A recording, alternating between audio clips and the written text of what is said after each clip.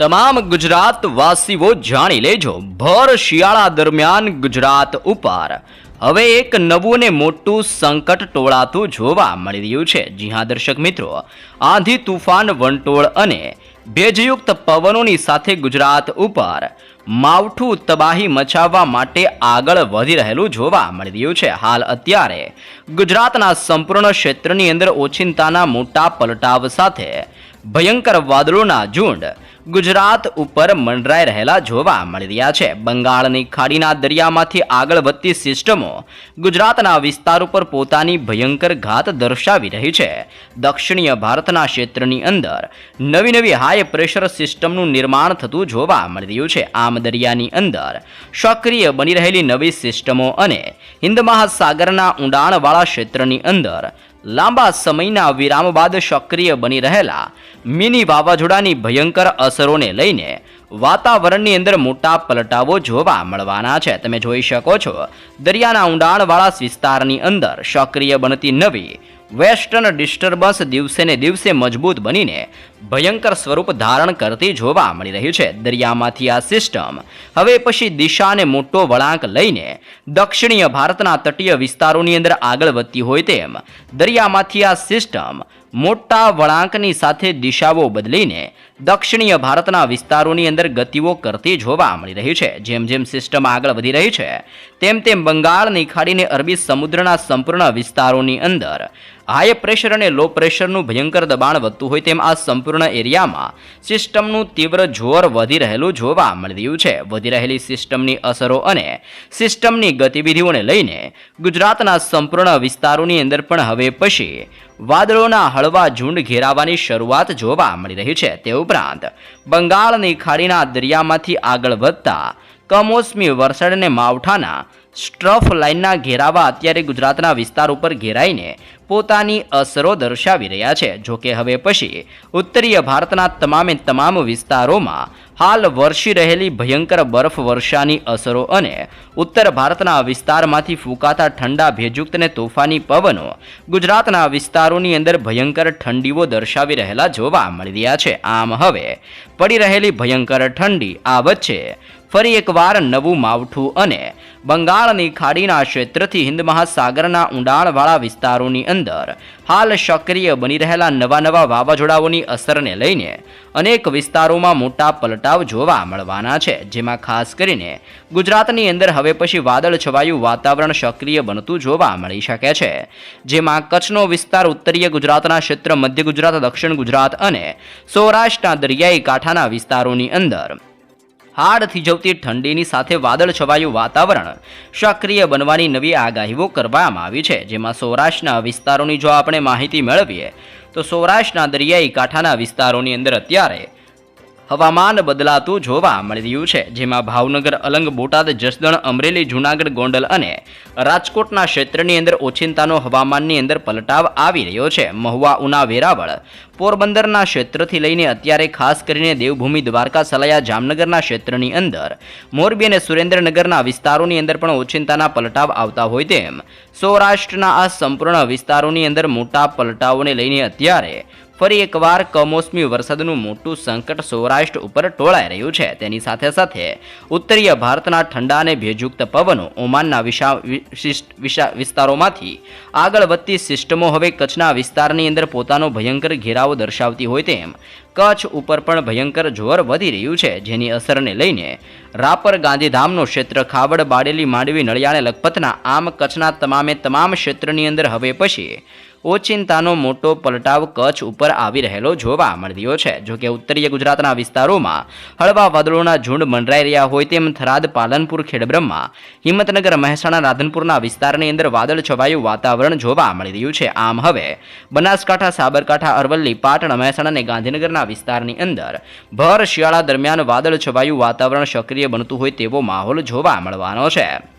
મધ્ય ગુજરાતના વિસ્તારોની અંદર પણ હાડ થીજવતી ઠંડીની સાથે તોફાની પવનોની લહેરો ઉઠતી હોય તેમ અહેમદાબાદ, ધોળકા, નડિયાદ, ખંભાત, વડોદરા, બોડેલી, ગોધરા, લુણાવાડા, દાહોદ, છોટાઉદેપુરના ક્ષેત્રથી લઈને ખેડા, પંચમહાલ અને મહીસાગરના વિસ્તાર આમ મધ્ય ગુજરાતના વિસ્તારોની અંદર પણ હવે પછી વધી રહેલી સિસ્ટમોની અસરોને લઈને ગુજરાત રાજ્યની અંદર આગામી 4 દિવસ માટે કંઈક નવા જૂની થવાની મોટી આગાહી ગુજરાત માટે દર્શાવી દેવામાં આવી રહી છે અને દક્ષિણીય ગુજરાતના વિસ્તારની અંદર પણ ઘોર અંધારપટ છવાતો હોય તેમ હવે પછી આણંદના ક્ષેત્રથી ભરૂચ, રાજપીપળા, નર્મદાના ક્ષેત્રમાં, સુરતના વિસ્તારથી વ્યારાનો વિસ્તાર, વલસાડનો ક્ષેત્ર, નવસારીના વિસ્તારથી ડાંગના ક્ષેત્રની અંદર આમ દક્ષિણીય ગુજરાતના વિસ્તારોની સાથે ગુજરાતના સંપૂર્ણ હવામાનોની અંદર ઉત્તરીય ભારતના વિસ્તાર અને પશ્ચિમીય ભારતના વિસ્તારમાંથી ફૂંકાતા તોફાની પવનોની અસરો અને બદલાઈ રહેલા હવામાનને જોતા 20 થી 25 કિલોમીટર પ્રતિ કલાકની ઝડપે તોફાની પવનોની તીવ્રતા સાથે ગુજરાત ઉપર હવે પછી માવઠાનું મોટું સંકટ મંડરાઈ રહેલું જોવા મળી રહ્યું છે અને આગામી 4 દિવસ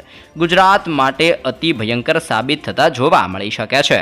દર્શક મિત્રો, જેમ જેમ હવામાન બદલાઈ રહ્યું છે તેમ તેમ વર્લ્ડ મેટાલોજિકલ ઓર્ગેનાઇઝેશન દ્વારા હવે પછી મોટી આગાહીઓ કરવામાં આવી છે, જેમાં સૌપ્રથમ બંગાળની ખાડીના દરિયાની અંદર લાંબા સમયોના વિરામ લીધા બાદ હવે પછી નવી સિસ્ટમનું પરિભ્રમણ સક્રિય બનતું હોય તેમ બંગાળની ખાડીના ઊંડાણવાળા વિસ્તારમાં નવી સિસ્ટમનું પરિભ્રમણ સક્રિય બનવાની સાથે સિસ્ટમની અસરને લઈને દક્ષિણીય ભારતના તટીય ક્ષેત્રની અંદર આ નવી સિસ્ટમનું જોર વધવા અંગે નવી આગાહીઓ કરવામાં આવી છે, જેમાં અનેક વિસ્તારોની અંદર હળવાથી લઈને મધ્યમ વાદળોના ઝુંડ ઘેરાતા હોય તેવા દ્રશ્ય જોવા મળવાના છે.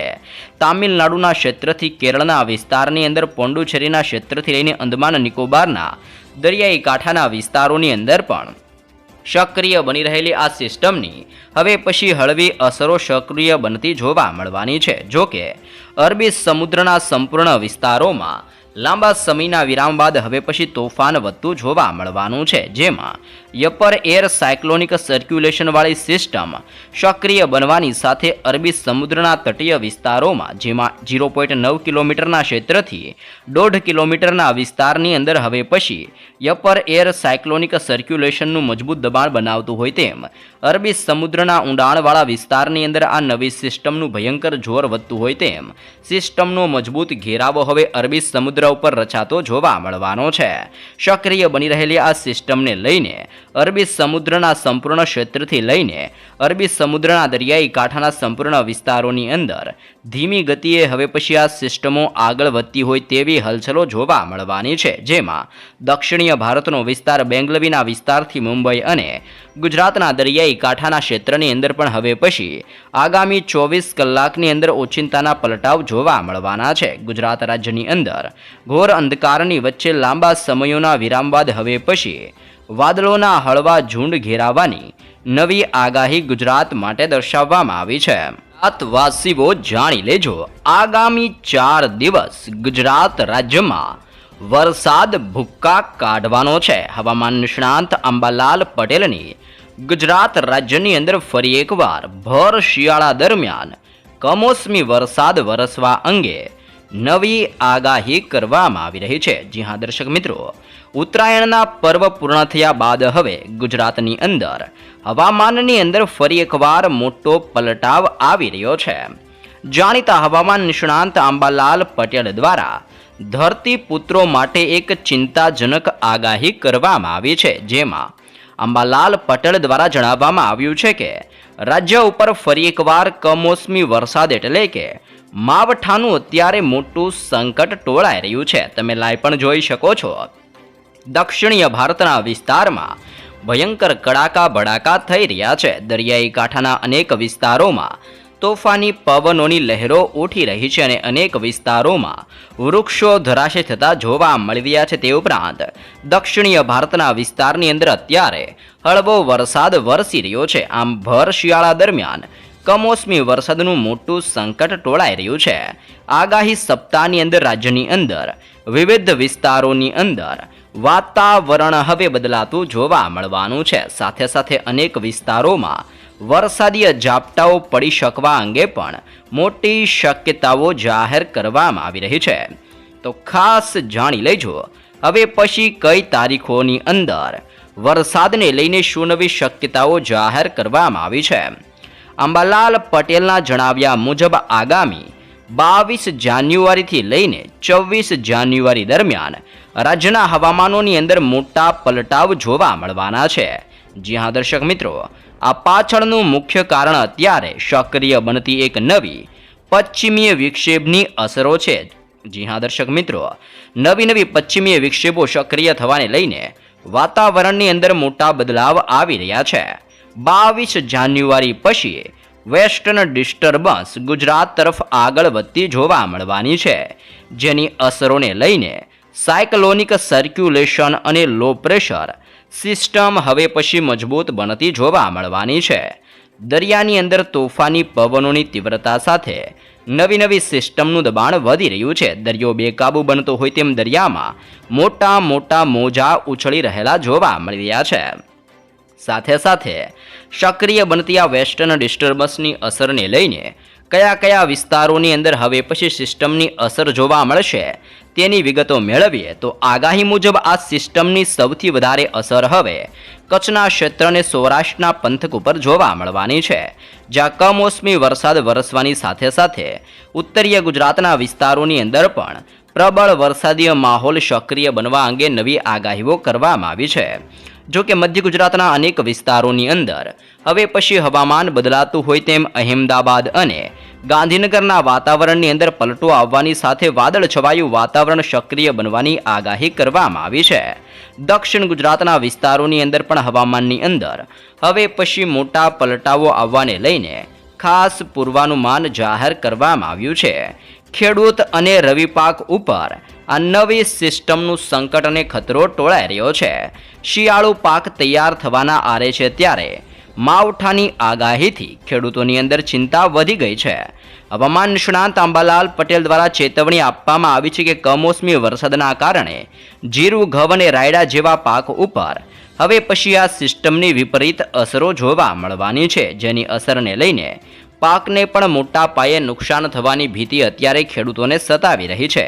દરિયાની અંદર સિસ્ટમનું તીવ્ર પ્રબળ મજબૂત બનીને પોતાનું જોર દર્શાવી રહેલું જોવા મળી રહ્યું છે. જોકે દરિયાઈ કાંઠાના વિસ્તારમાં તોફાની પવનોની તીવ્રતા સાથે વાદળ છવાયું વાતાવરણ સક્રિય બનતું જોવા મળી રહ્યું છે. સાથે ફેબ્રુઆરી મહિનાના અંતની અંદર ભયંકર ઠંડીને લઈને નવી આગાહી કરવામાં આવી છે. એક તરફ માવઠાનું સંકટ છે તો બીજી તરફ ઠંડી હવે જવાનું નામ નથી લઈ રહી. આગાહી મુજબ માવઠાની અસર ઓછી થયા બાદ ફેબ્રુઆરી મહિનાની અંદર પણ ફરી એકવાર ઠંડીનું જોર વધશે. ફેબ્રુઆરીની અંદર રાજ્યની અંદર હાડ થીજવતી ભયંકર ઠંડી પડવાની શક્યતાઓ દર્શાવવામાં આવી છે. જાન્યુઆરીના અંત અને ફેબ્રુઆરીની શરૂઆતની સાથે ગુજરાતવાસીઓને બેવડી ઋતુનો અનુભવ થતો જોવા મળવાનો છે. આમ રાજ્યની અંદર ઓચિંતાના હવામાનોની અંદર પલટાવ આવવાની સાથે ભર શિયાળા દરમિયાન માવઠાનું મોટું સંકટ ટોળાઈ રહ્યું છે.